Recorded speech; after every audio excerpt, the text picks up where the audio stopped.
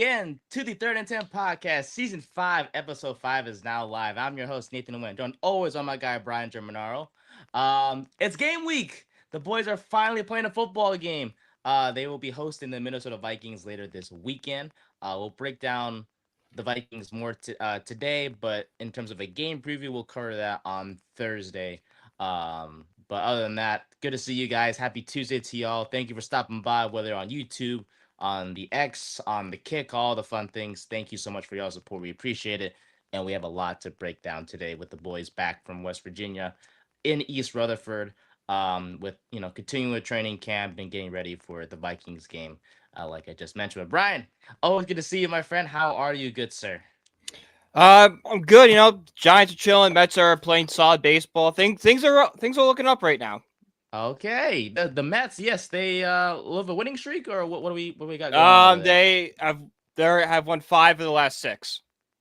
Mm-hmm, So mm-hmm, mm-hmm. at this point, with how bad the season's gone, we'll take any. Now, is this going anywhere? No.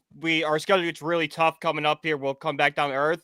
But like I said, it's spring training. It's seeing who plays well next year and having Ewing and Benj hit the cover off the ball right now. Positive signs, positivity. I don't mean to be a hater, and I forgive me for forgetting his name, but your reliever who is known for doing excessive Oh, celebrations. Are Jeffrey you Yan, into?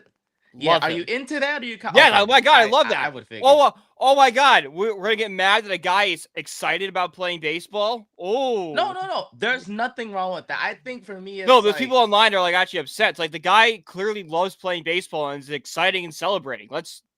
This is the stuff baseball needs. They need this stuff. but he's like jumping after every like Only last pitch. strikeouts It, only. I think for some reason, well, there's one time I He saw starts like, it if there's 2 strikes. He starts to do it, but then uh he finishes it if he strikes him out.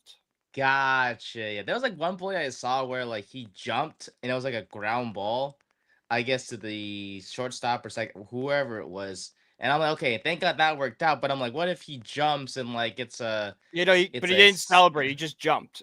He didn't. He just jumped up in the air. He didn't celebrate. yeah, He's yeah. a little a little strut he does after he does it. The jumping gets to me a little. The jumping is like, Why? for You hate lack of a fun? better term. No, no, no. There's nothing wrong with having fun. I think for me, for lack of a better term, it's kind of bothersome because it's like you're jumping after every like last pitch. Like, what if that's like a home run or a single you're allowing? It kind of makes you look kind of bad. I'm not trying to be a hater. I'm just It sounds like you're being a hater. no. It's cool. It's kind of cool what he's doing, but also like, what if it doesn't work out? Like, what if it like he allows a homer after he jumps? You know what I'm saying? But Does like that make he's sense? just no. I get what you're saying, but like the jump isn't the celebration. The celebration is the when he comes down afterwards. Yeah, yeah, yeah. I know that part for sure. I, regardless, the guy's different as long It's as he's fun. That's pitching what well. like baseball needs. Like these fun, high energy guys. Like that's to get people talking, and wanting to watch. Yeah, and And he's plus, pitching he's well, just right? absolute. Oh my god, he's got a 101 mile per hour fastball. The guy is just like, yeah, he's juiced. So he's pitching well. That's what Apparently, we he love to just hear. slams C4s in the bullpen before he goes out there. So the guy is just on an absolute caffeine kick when he's I throwing see on the where mound. I That's why. see where That's get why he's yeah. so jumpy. That makes I'm like, sense. yeah, the guy's Yeah, the guy's overdosing on caffeine.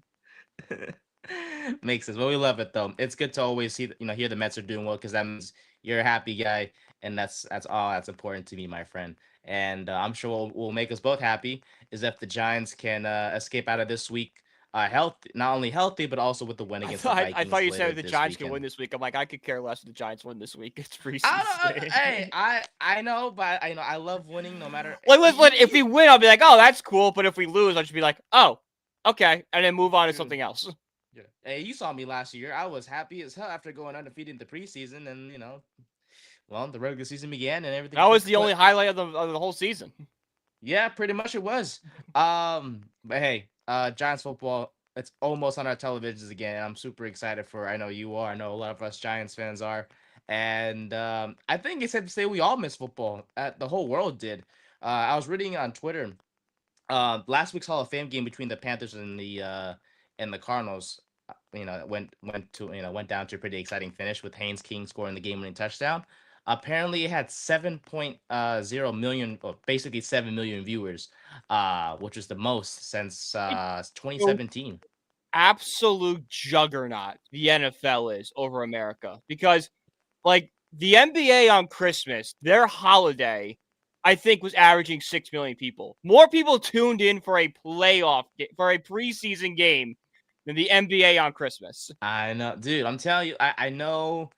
Like you mentioned, the NBA has always had this chokehold on all the other sports when it comes to the Christmas, Christmas Eve, Christmas Day type stuff.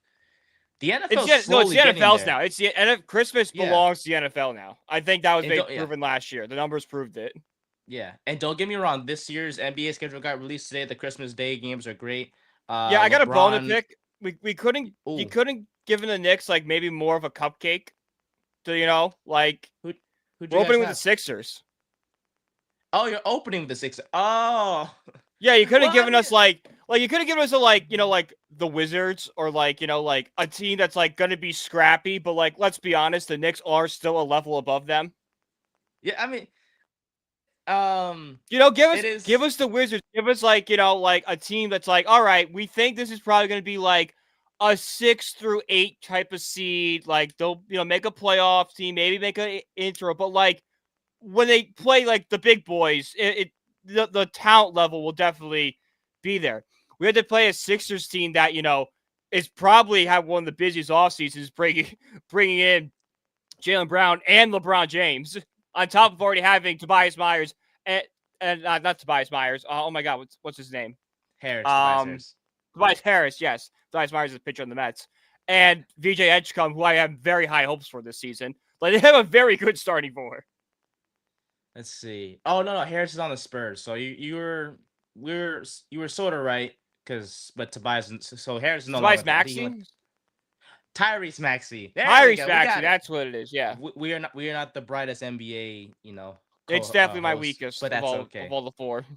It's all good, my friend. It is all good. Um, no, but it's exciting. I look forward to that game as well. The Lakers. I don't think we play that opening day. I forget. I forget. Oh, we have Golden No, State to it's open the season. that you might because I mean like I know for us we're playing at 7. Boston and the Pistons I believe are playing at 3, and then Thunder and Spurs are the nightcap. Ooh, that's gonna be a fun one too. That's a fun one, That's gonna yeah. that's gonna be fun. Regardless, though, I know for the Christmas Day schedule, I know the Lakers have we're welcoming Philly into town too on that day. Is So that I'm gonna gonna be be watching LeBron's that game. first time back in LA? I believe so. Yes, Okay, that's his good. return to LA. Yeah, which it seems fitting on Man, Christmas so Day. the NBA is really trying to get as much juice as possible. They have a finals rematch. LeBron's return to Los Angeles. Like they're just like, geez, we gotta somehow compete with these guys. No, I know seriously. storylines. It why not? Honestly, it's Christmas Day. You want to have as many headline games as possible. But I don't know the top of my head the NFL Christmas Day schedule, but I know It's there's like gonna it's gonna crush it. It's gonna crush it. yes, I think Bills and Broncos are playing. I know Bills and Broncos are playing for sure on that day. And that's an Like exciting game in the itself. only NBA game I'm probably gonna watch over the NFL would be the Knicks game because the Yeah, Knicks are playing. Like that's the only reason why. and then next play in the morning, so it's like you get Yeah, that you play knocked the out, one and then o'clock boom. game. Like I'll probably catch like probably sometime during the second or halftime of the Yeah, NFL game. you are chilling. And you have two Hey, televisions or two monitors anyway, so you're oh chilling. yeah, you said. Oh, well, I'm in Jersey that day, but yeah, Gotcha. Um, Regardless, though, NFL definitely um grabbing a little or lessening the hold the NBA has on Christmas, and it's kind of good to see because we love football here. they We know blew you it guys away. do too. Hey, seriously, I've always man. said the NBA need to come up with a new holiday. They, I mean, yeah. I mean, I can't even think of another holiday they could dominate. I mean, Christmas again. We They always say can't that do New Year's Eve because that's college football. March Madness on St. Patrick's Day, like you can't. I can't even think Valentine's of Day. one. I know that might be Super Bowl Maybe, Sunday. yeah, that's true. Yes, because that's right. The Super Bowl is on Valentine's Day this year. It's coming up. Yeah, yeah. Holy crap! Hey, well, I would love nothing more than for the Giants to possibly play on the Super Bowl on Valentine's Day. That'd be a very, very good present, I I did. guess, for I me. want to plan, so cool. Uh, hey, you never know. Things could change for you between now and February. Yeah, maybe. Don't yeah, you never know.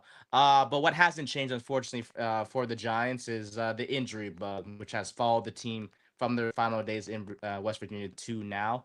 JMS, who suffered concussion, uh, on like the last day at the Yeah. Greensboro Resort. He is now in concussion protocol. This is his second concussion in 10 months, which is a little bit concerning.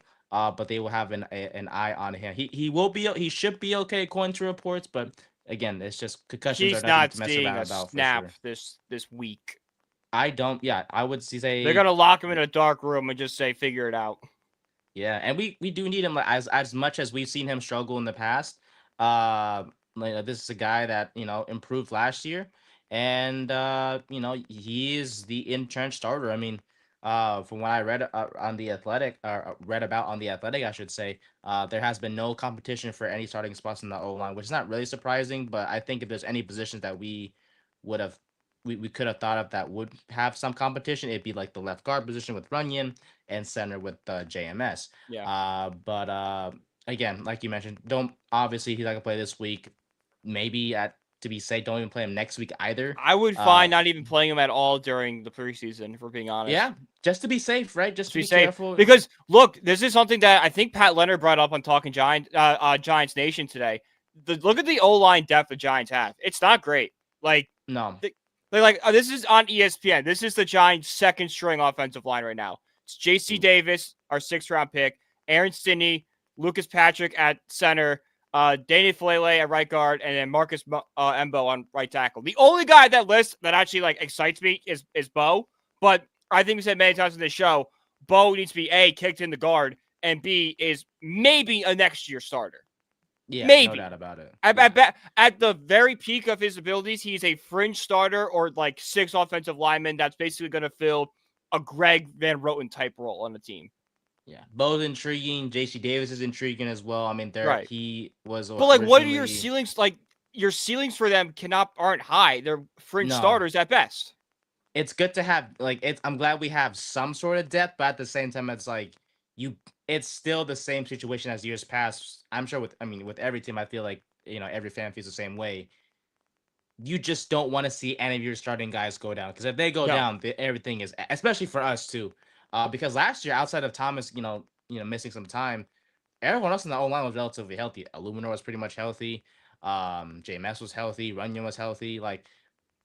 And what happened? The Giants' rushing attack was top 5 in the league, and to have to continue that type of play, everyone on the O line needs to be healthy, especially Andrew Thomas, who has been such an integral piece of this O line. And when healthy, he is amazing at the left tackle position, protecting Jackson Dart's blind side. We know the right side's taken care of with Illuminor and Maonoa, who is playing his first year as a guard after spending most of his time at tackle in Miami. For those who don't know, Runyon has been the incumbent, and he's nothing that he's not dominant, but he's not trash either. He's just there, which is fine.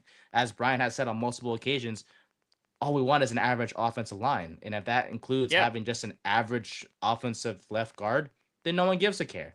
Um, and then JMS just building off last year. So again, and in order for him to continue to build, from last year, you got to keep him healthy, and just to be safe, just obviously don't play him this week, next week, or as Brian mentioned, the entire preseason would probably be the best way to go.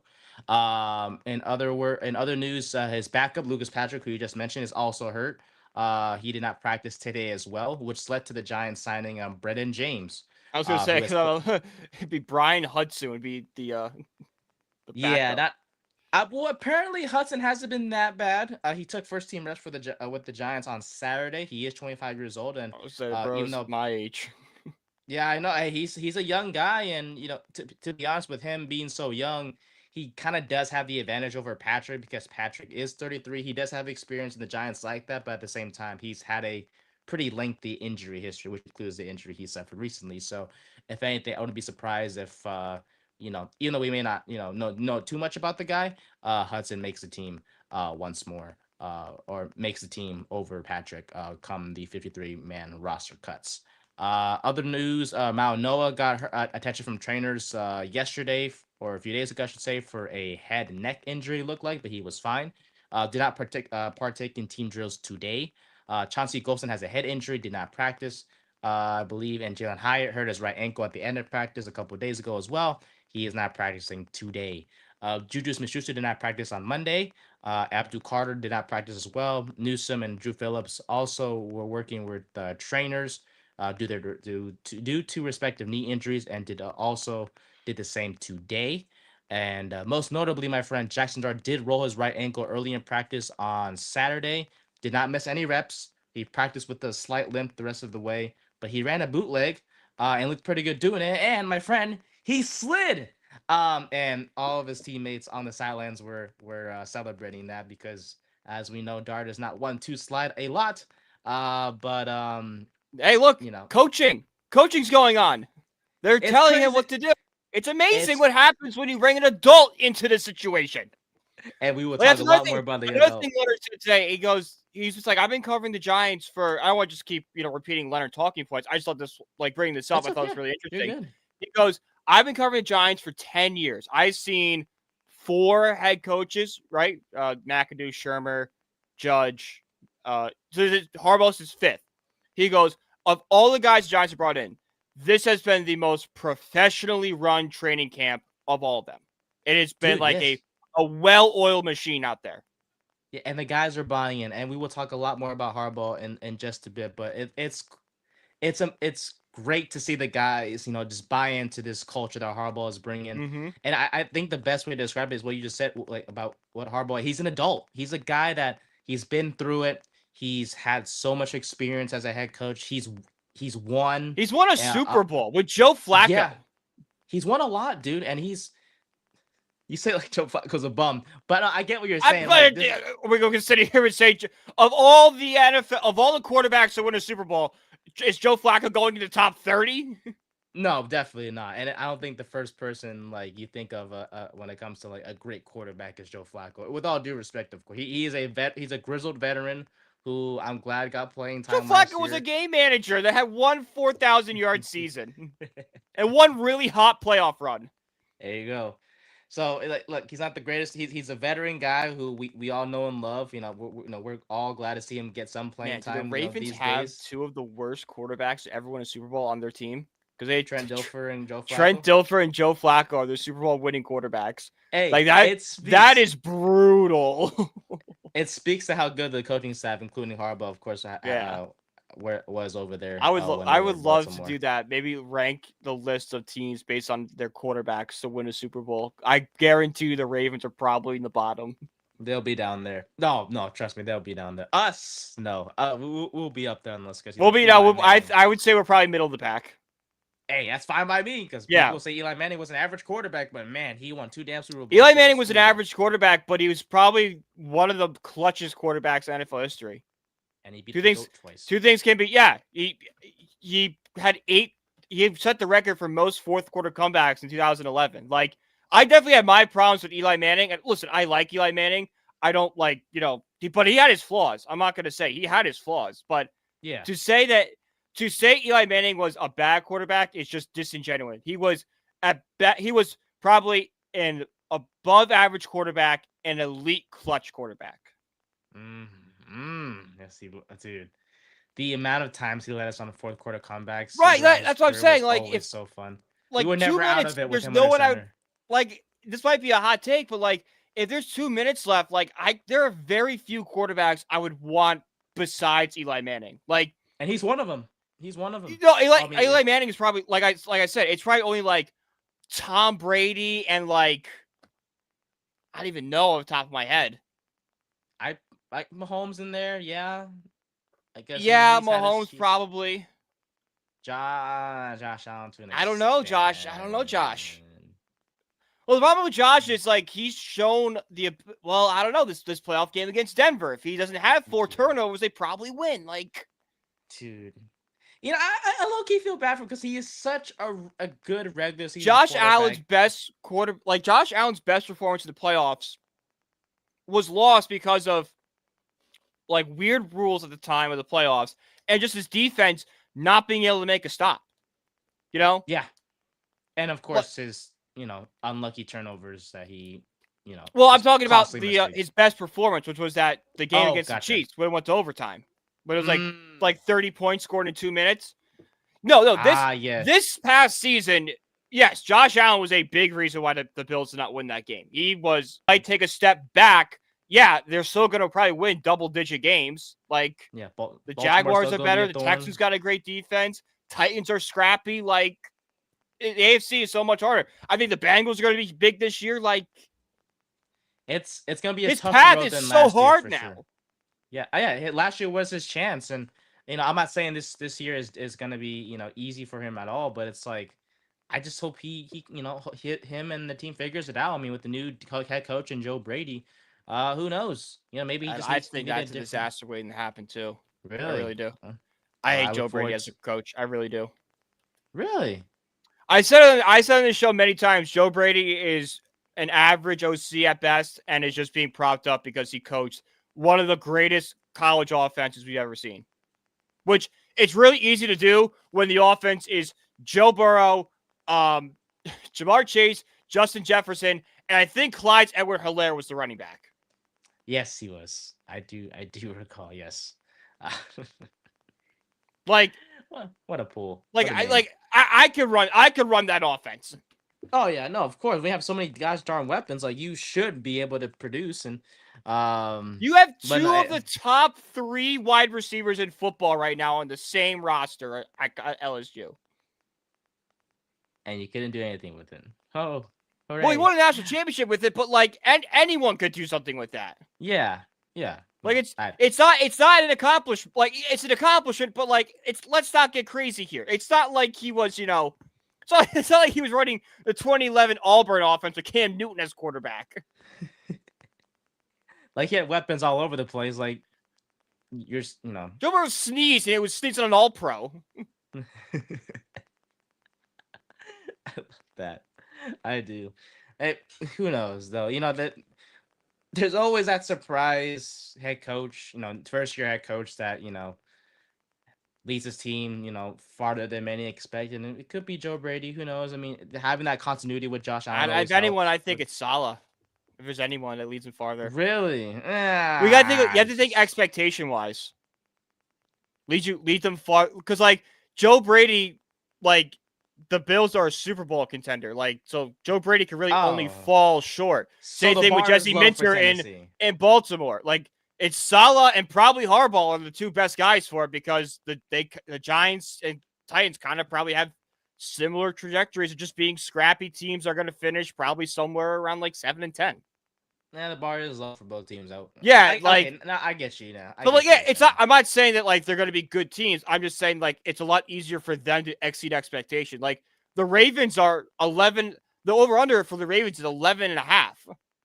Yeah, Which by the meanwhile, way, hammer the under on that because I think Baltimore is going to be good, but they're going to struggle. They have a lot is changing for them to automatically be locked for 12 wins.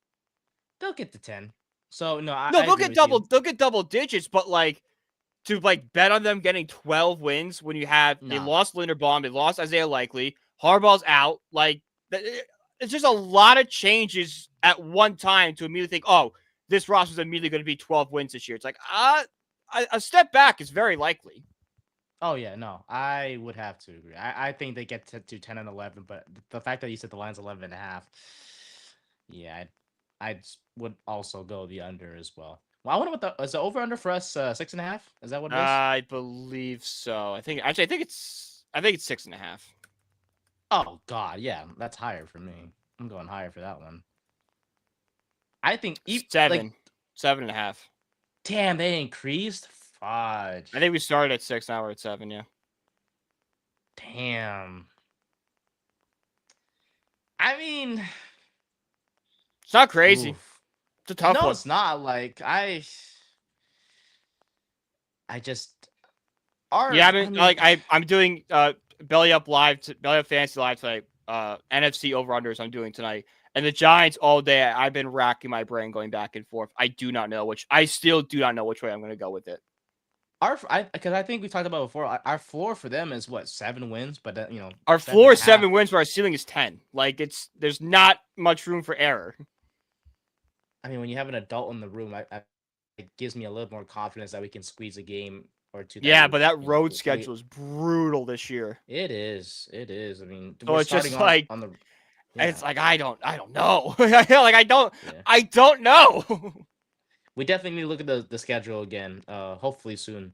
For sure. But yeah, 7.5, man. If it was 6.5, I'd be like, we chilling. But no. 6.5, yeah. Oh yeah, overall day. 7.5, like geez, like I think this team is seven. It's a 7-win team. I will say I love the sports post confidence in us though to be better this year or to Yeah, have a so let's see, where were we? Oh yeah, Dart finished the day with a long touchdown pass to Darius Slayton to end practice. After making Colton Hood bite on the double move. More on Mr. Slayton shortly. But Dart overall in West Virginia finished. I guess the what's the Dan Duggan kept track of the training camp stats when the Giants were in West Virginia for all 10 practices. He finished 82 of 128. His favorite targets were as follows: Isaiah Likely with 17 catches, Calvin Austin with 10, Tyron Tracy with 8, Devin Singletary with 8, and Darnell Mooney with 7. For those who are wondering what the heck's Malik Neighbors, as a reminder, he did not partake in any team drills, nor is he there yet. But he will be hopefully sooner rather than later. OBJ with 3 targets, notably, or 3 catches, notably. Slayton 3 as well from Dart, and Malachi Fields with 4 catches from Mr. Dart. Dart also threw 4 interceptions during his time in West Virginia. One to Darius Alexander, who made a pick six. Or had a pick six, I should say, and he seems to be solidifying his spot alongside DJ Reader and Shelby Harris. Mr. Paulson Adebo had a pick as well. Raheem Lane and Elijah Campbell. More on Adebo shortly, by the way, because that pick doesn't beat shit. And Dominic Zavada went 41 of 45 from in terms of field goals. Ben Salas went 35 of 44. So it seems like Dominic Zavada has the advantage over Mr. Salas as we I head think we towards our all first game. expected that though. Like that's not Yeah, crazy to me. I yeah. think we all said Salas that will it's gonna be be Savada unless they bring in a veteran, which unless this. unless somebody crazy gets cut here, I don't see it happening. It doesn't seem like it. You I know, think Carvel has all the if confidence in the if world. somehow Yeah, the Chargers cut, Dicker the kicker tomorrow, which is not happening, like we're not bringing a veteran. Now, yeah. like It. if Dicker or McPherson, if they're available, Brandon Audrey, if they're available, yeah, go sign them. Go give them Other a than that, contract and have it just like kick our feet up for once when the field goal unit walks out. I will say I do love Brendan Aubrey's story, and obviously came from the USL soccer league thingy and He's a transitioned Notre to the Dame boy. I NFL with loved him. these. Loved him at Yeah, Notre dude, Dame. hell of a kicker, and now he's kicking for a freaking rival, so which sucks, but it's okay. Yeah. Zavada, he looks good. Comes from Michigan, a college that you and I never don't dislike, which is obviously good. Um, Uh, so yeah. Giants are bringing in Terrion Arnold for a visit tomorrow. Hmm. Former first round pick, heavy interest from the Texans and Seahawks and Saints. More teams going to want to bring him in as well. But he has character. Oh, okay. Well, who reported that? That Jordan Schultz retweeted it, and Jordan Schultz retweeted it. Yeah, Jordan Schultz. Talking Giants is running with it too. Yeah, Don't get me wrong. His play on the field is good. Like I don't. He's solid when he's on the field, from what I remember. it's just what happens off the field. Yeah. So I mean, if Harbaugh's okay with it, then sure, maybe. If Harbaugh can, get him in line in the biggest city in the world, the biggest media market in the world, sure, bring him in. We have that opening at. Oh, Nate died. He's gone. We have that opening at corner. Might as well fill it with a guy who has as much upside as he has. Like that's not, I think, crazy. Like that's what good organizations do. They bring in like cast-offs like this and fill him in a role. It doesn't even have to be like, as an RB, as a cornerback too. Like maybe they bring him in here and he slots in better as a depth guy. But, having someone with his talent skill will, lengthen our depth a little bit. I love the talent. I do. Yeah. I forget what he did. I'm looking into it right now. I just need to know how to spell his name. If I remember correctly, he had stuff stolen, and then he got revenge on the people that He had stole the revenge. stuff. Here we go. Tried to. 2020. This is. That's the last report we have. Yeah. He also believes that Terry Saban, Nick Saban's wife, is his best friend and second mother. I don't know. I just saw that Wikipedia. Felt need to share. Needed a palate cleanser after that one. We need some positivity, right? Like, yeah, exactly. Yeah. Like Miss Terry. Who doesn't though? Hey, listen. But he didn't plead guilty. No, 2 individuals pled guilty. Oh, so he's good then. He was placed under house arrest. I think they're trying to get him as like hiring the people to do it. I think that's what they were looking into. Listen, like that's definitely concerning, and that if that is what he did, that is like Tony Soprano type stuff. But if this is just like a one-time incident sort of thing, like this is not who he is as a person. This is a really bad mistake, but just like something he was doing in the heat of a lot of emotions, and like he, shows remorse for it, like says he's sorry, makes public statements, goes to therapy, works on himself, do everything right. Why not give him a second chance? He did have stuff stolen from him, so at the end of the day, it's not right. Just yeah, exactly. Just because, he might not have been. Yeah, exactly. It's like this is gonna be an extreme example, but it's like when you catch your significant other cheating on you, and then like in the heat of the moment you kill them by accident. Like the jury and the trial, they go a little easier on you because like, all right, they were just so emotional they couldn't rationally think. Yeah. I get what you're saying. No, it's not the best comparison, but it is kind of what I'm asking him to. I'm kind of wondering why, if that is a one-time thing, why he would do something like that. Maybe that so emotional. Yeah. So it's a very extreme. It's an extreme example. Don't get me wrong. It's messed up. I'm not saying it's right or anything. I'm just saying that has been a precedent set.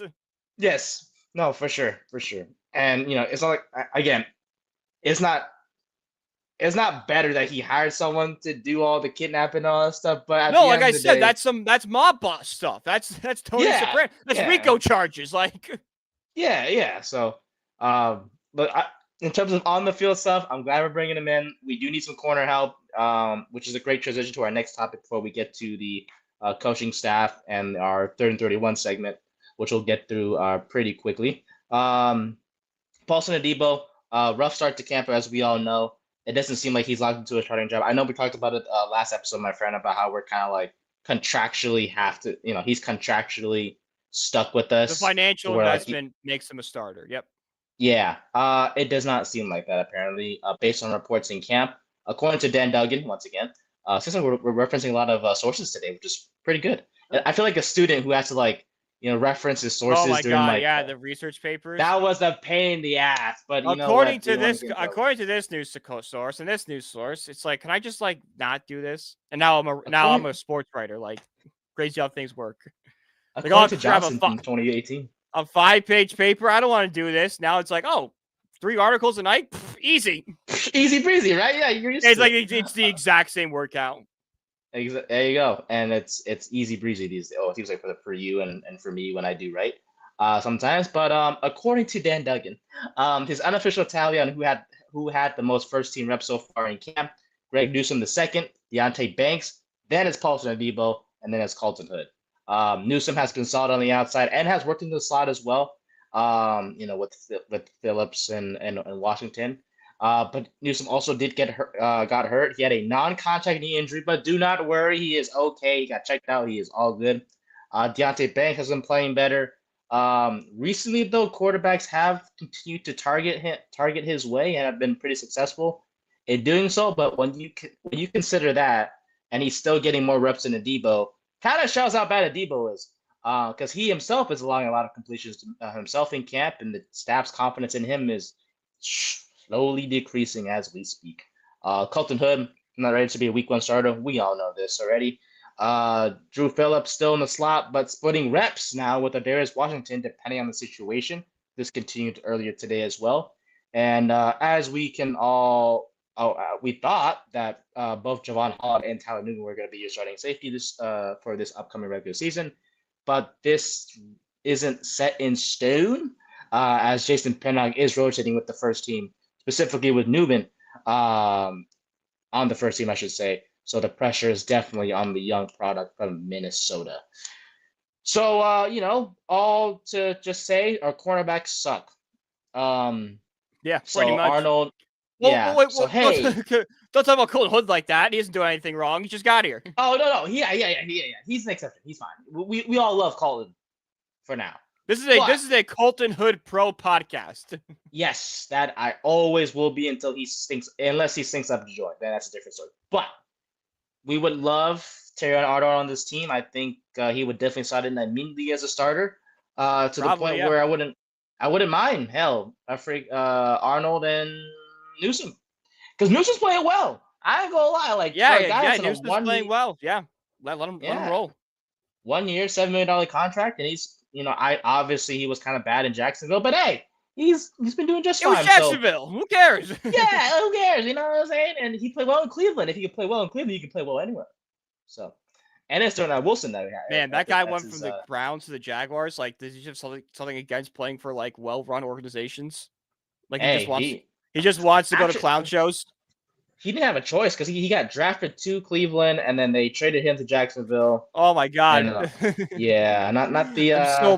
Now I don't know why he went to the Giants. Like, geez, like I know the Giants have sucked. Like, I need to go somewhere where they have like history and like not history they're trying to hide. History and a good coach and a great environment because it is New York, well, New Jersey, but y'all get the point. You can see New York from the practice facility.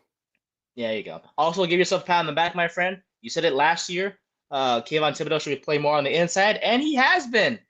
He's been working on the inside, which means he'll work as an interior rusher on passing downs, or that seems to be the case come the regular season. So pretty exciting, and I'm glad you called it because you said it on multiple occasions. I wish I had the clips to prove that to our audience right now, but if y'all look back at towards the end of season 4, Brian talked a lot about it, and proud of my guy for making that for that prediction. So, and that's why he's my hey, you got to find a way to get all 3 of them on the field at the same time, all 4 of them. Yes, that's the way to do it.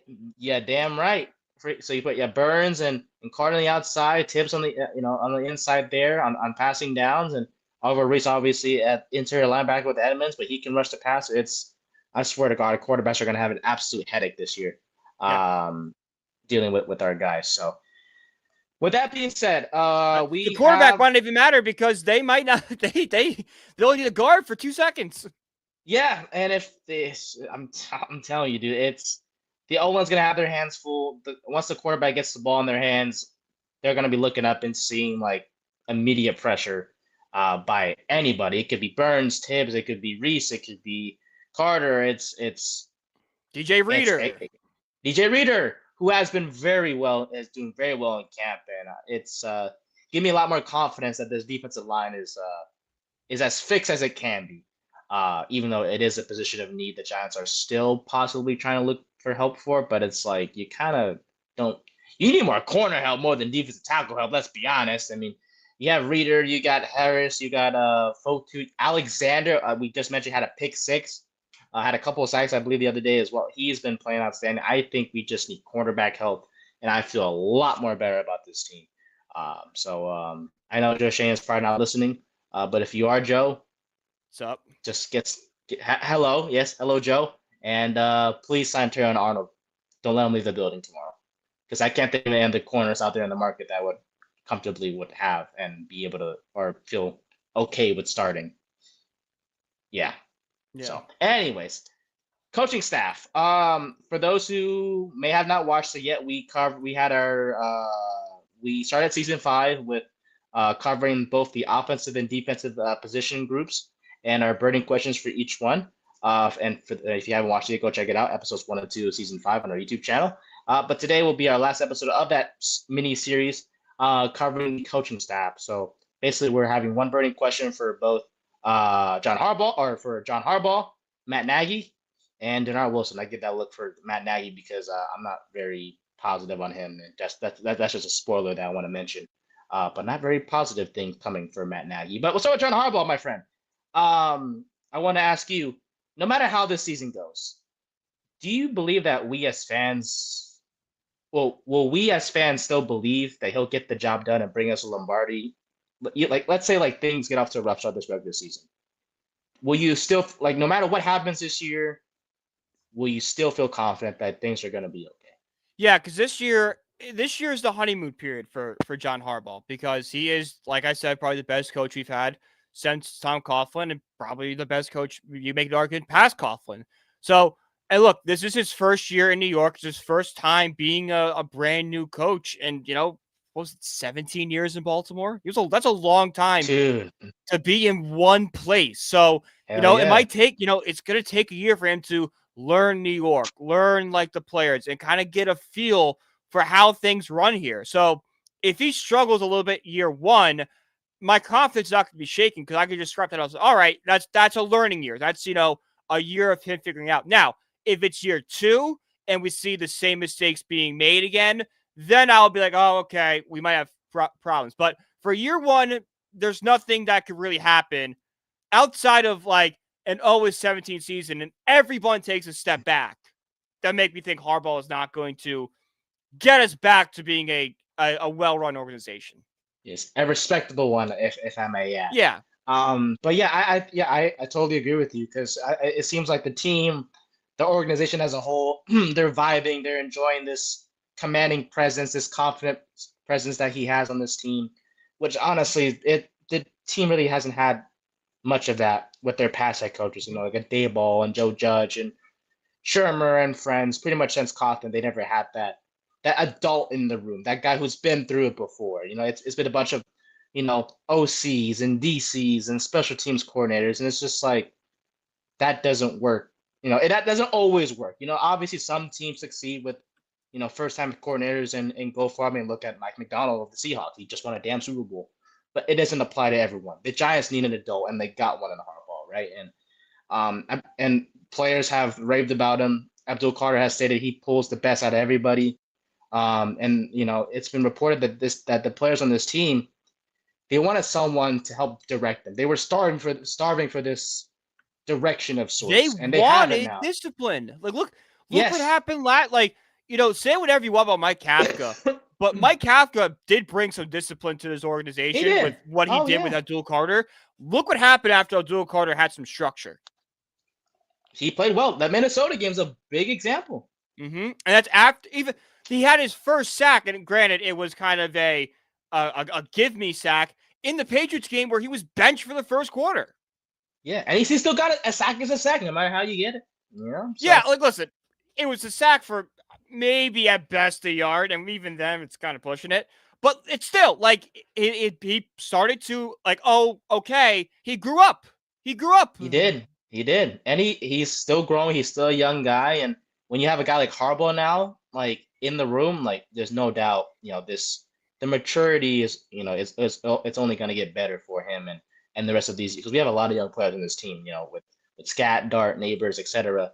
And again, this sense of direction, they have it now with Harbaugh, and he's a guy that he knows how to generate buy-in, knows how to speak to guys. And look, at the end of the day, success isn't going to happen overnight. We know this, right? No, like this is a process. Like this, it's a honeymoon phase for this team. This first year, unless obviously it'll be nice if it maybe ends a Super Bowl run, but I'm just wishing things at this point.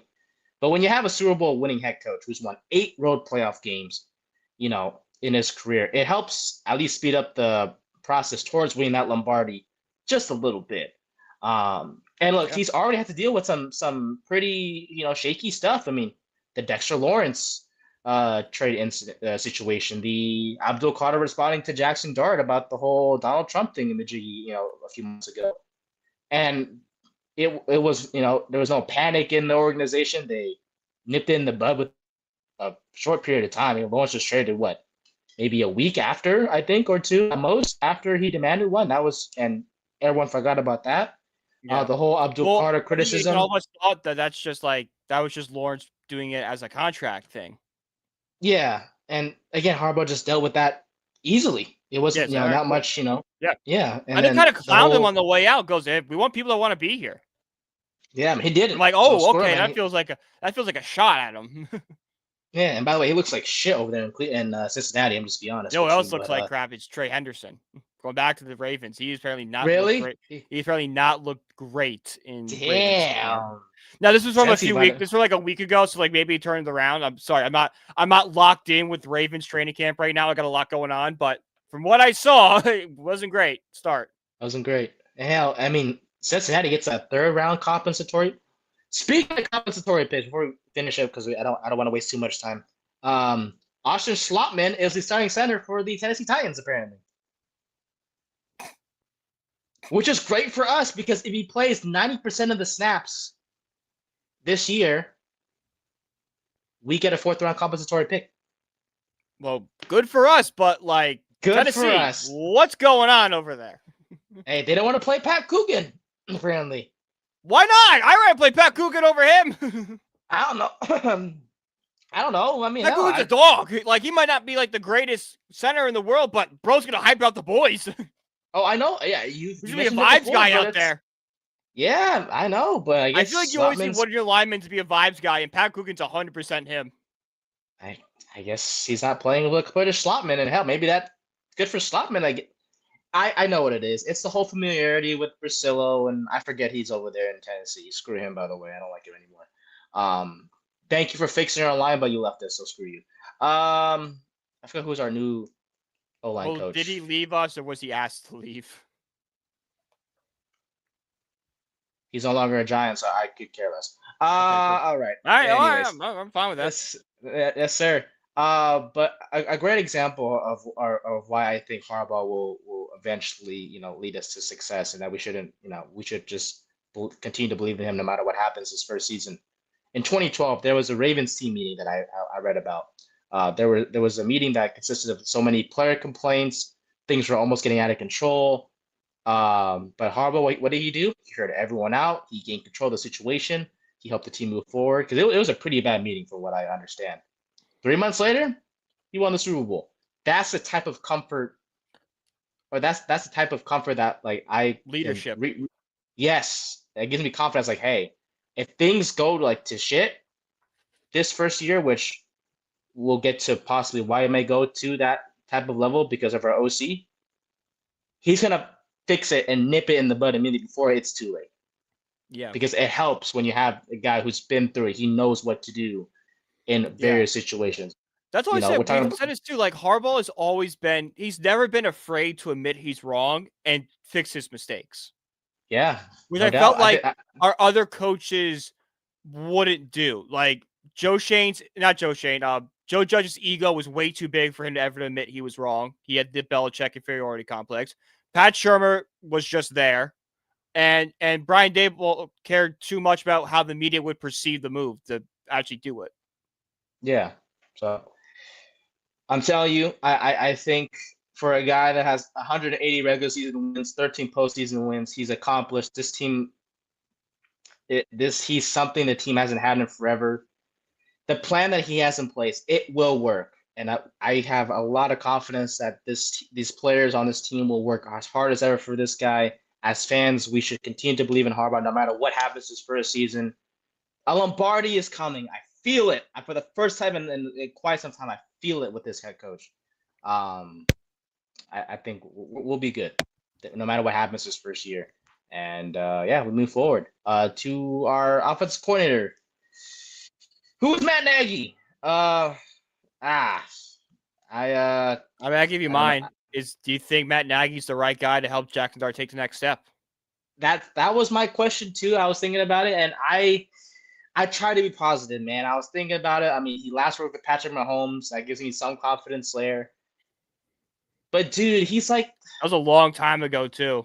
A long time ago. Yeah. Well, last year he worked with Mahomes. Right, but like wasn't Andy Reid kind of the primary play caller of that team? He was. Oh yeah, yeah. He was in the first Yeah. stint with KC. He was there with the first stint in KC. He was there for obviously two stints in KC. Right, but I Most think recently with when you talk about him working with Mahomes, it's more of what he did when Mahomes was a rookie, is what I think people yeah. talk about more. Ah, gotcha, Because gotcha, when gotcha. Mahomes entered the league, he was a development project. He was a For sure. quarterback. Like Mhm. no one thought anywhere close to what Patrick Mahomes is.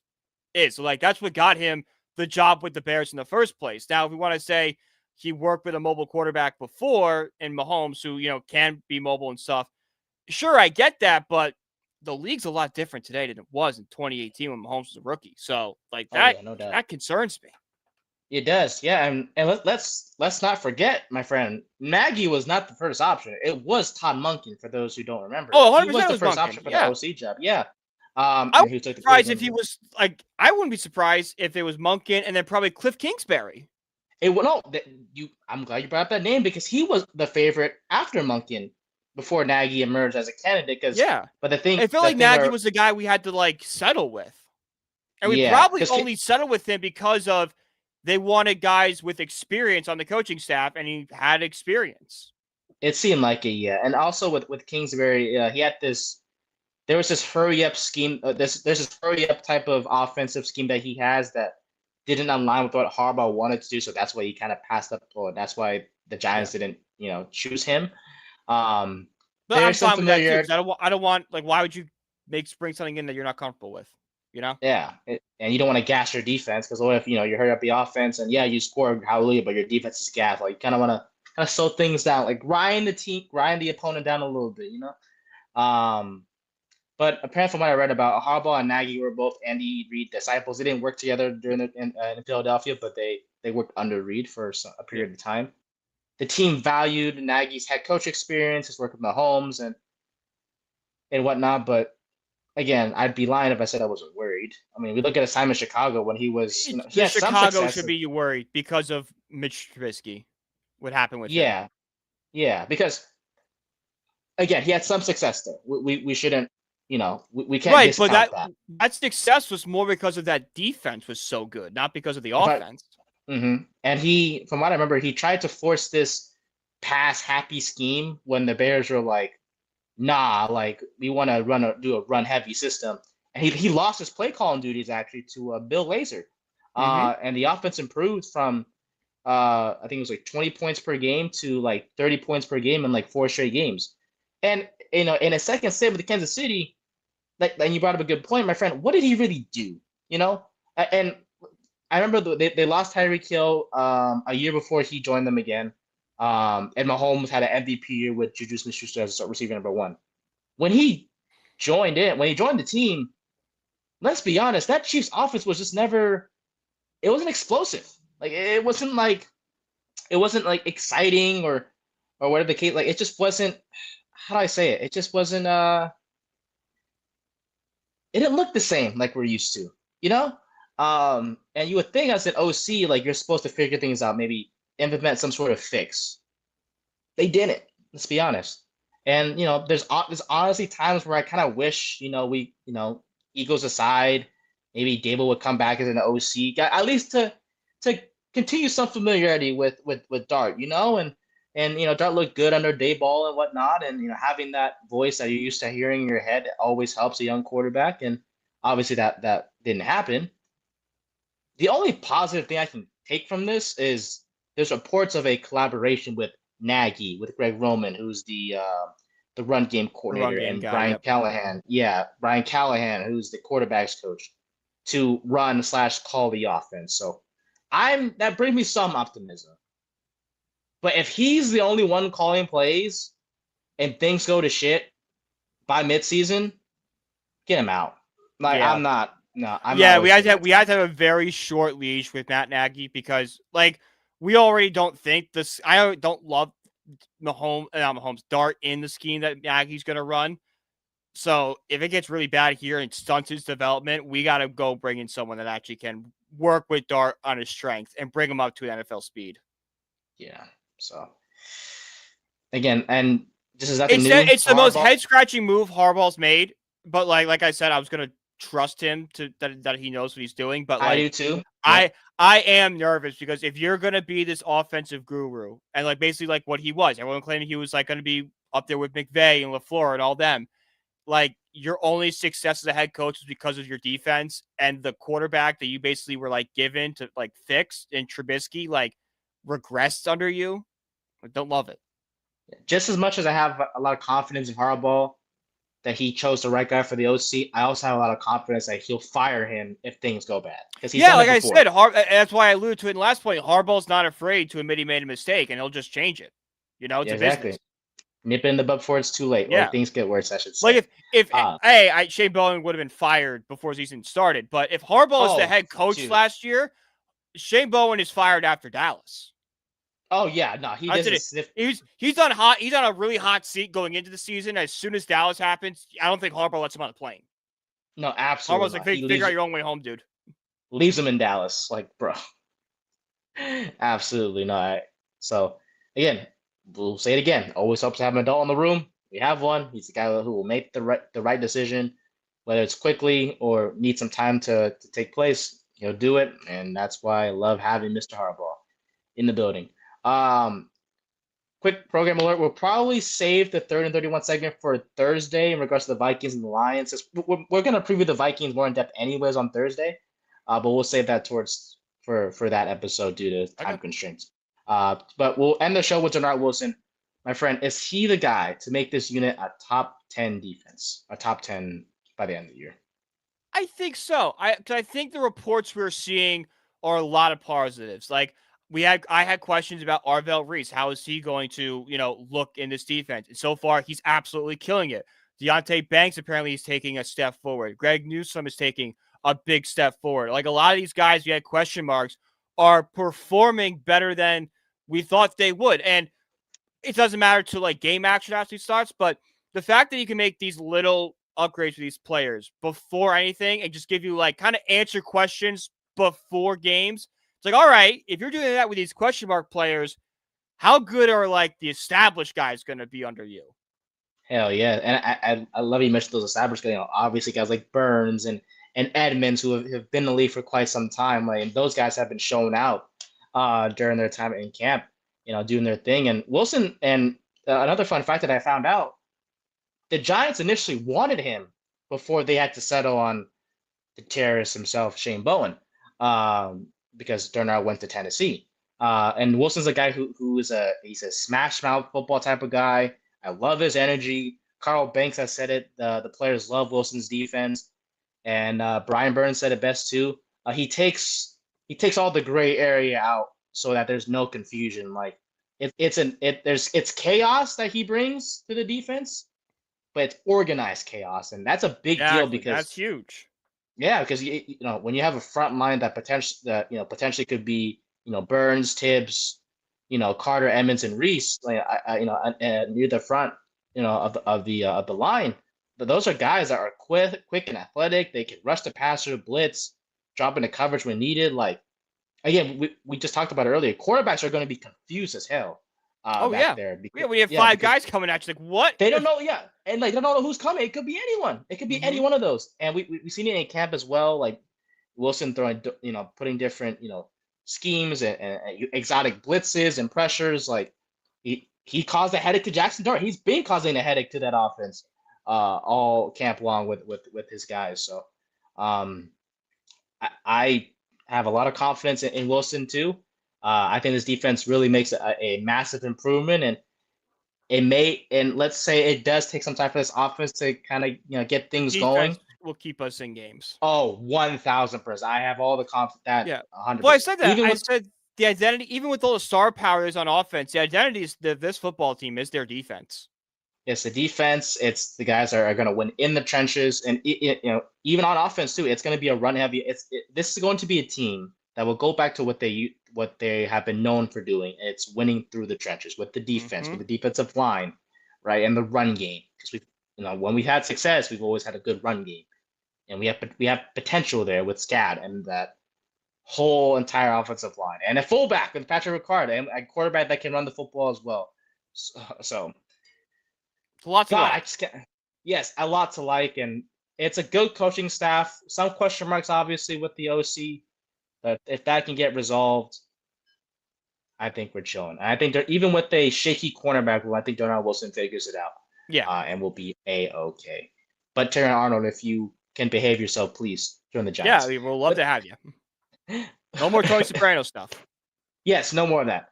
But with that being said, that'll do it for the Third and 10 podcast. Season 5, episode 5 has come to a close. We appreciate y'all's support as always. And yeah, we will catch you guys on Thursday. You can follow us on social media.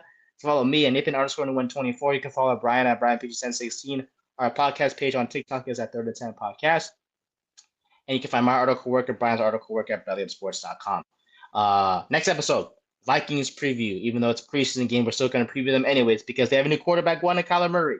Where does that leave JJ McCarthy? What other burning questions do we have on the Vikings and the Detroit Lions as well? Because Jahmyr Gibbs just got paid. We'll cover them all of them on Thursday. A lot more Giants updates to come. Stay healthy, fellas. And for Brian, I'm Nate. Thank you guys so much for watching us. We appreciate y'all's support. And we'll see you guys in the next one.